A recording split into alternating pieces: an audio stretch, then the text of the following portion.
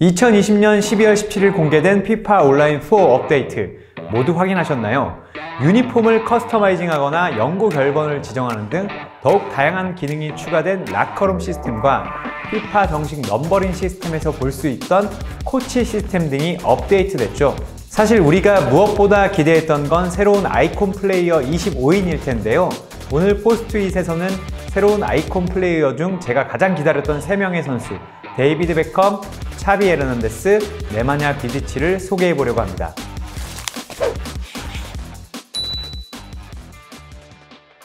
가장 먼저 만나볼 아이콘 선수는 데이비드 베컴입니다.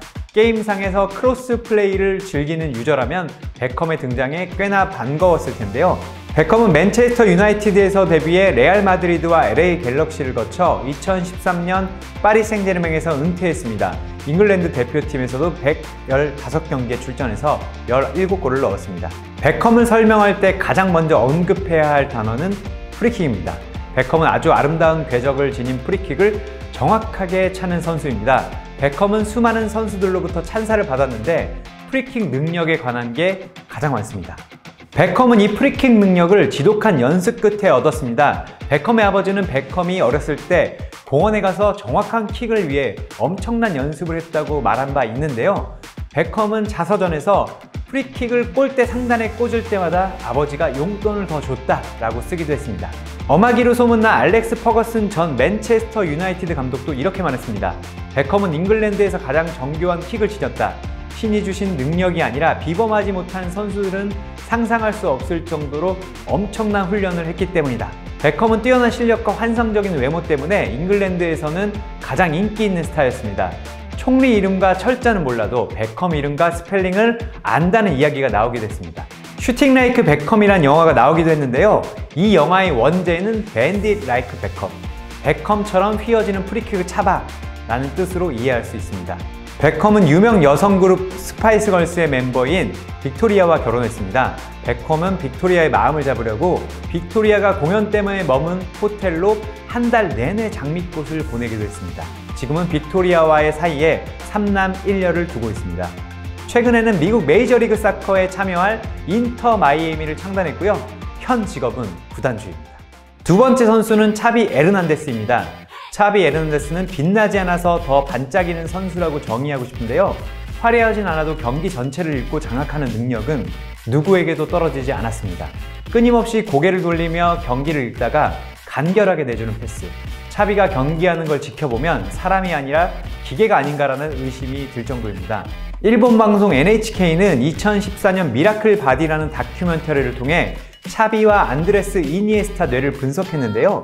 차비가 얼마나 대단한 능력을 지니고 있는지 과학적으로도 증명했습니다.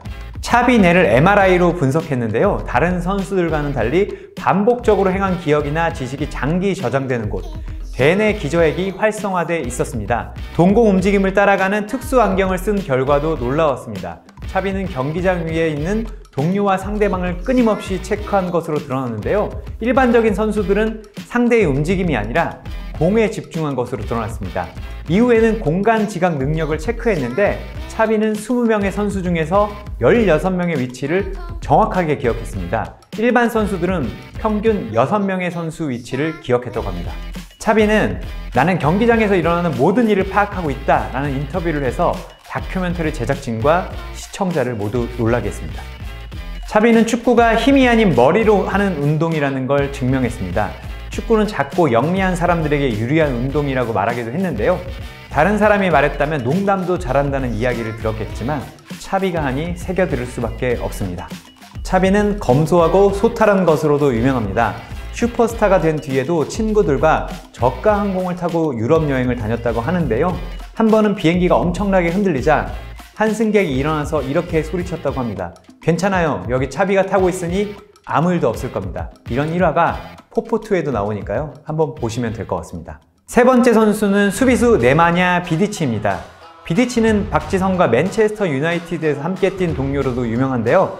별명만 들어도 어떤 선수인지 확실히 알 수 있습니다. 별명은 바로 벽디치입니다.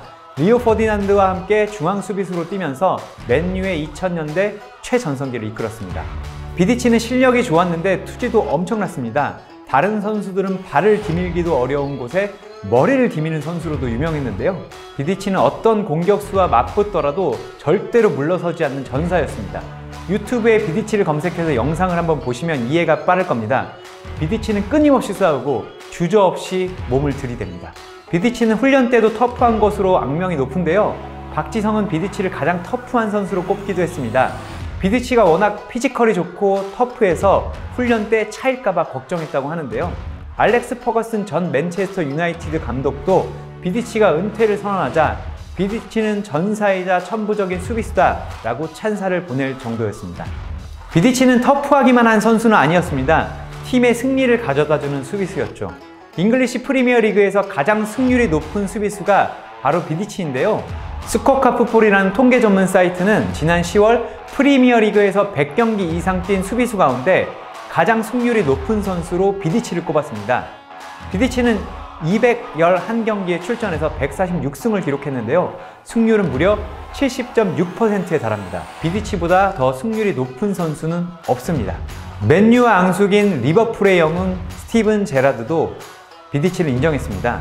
제라드는 맨유가 우승했던 2008-2009 시즌이 끝난 후 비디치가 아무런 상도 받지 못하자 비디치가 개인상을 놓친 것은 가혹한 결과다. 나는 선수협회 투표에서 비디치에게 투표했다 라고 말했고요. 리버풀 선수이기에 맨유가 항상 지기를 바랐지만 비디치는 시즌 내내 단단한 바위 같았다 라고 이야기하기도 했습니다.